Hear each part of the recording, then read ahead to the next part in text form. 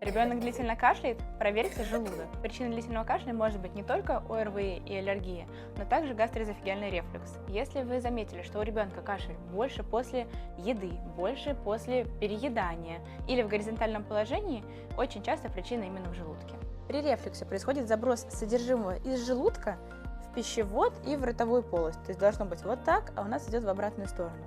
Помимо вот этого кашля у ребенка также могут быть жалобы на отрыжку, на кислое во рту, горькое. Иногда от ребенка может пахнуть рвотой. Если вы заметили у ребенка эти симптомы, первое, что вы можете сделать, это уменьшить объем порции. То есть ребенку рекомендовать частое дробное питание, а также ограничить физическую активность после еды и записаться к гастроэнтерологу, где мы с вами обсудим дальнейший план лечения.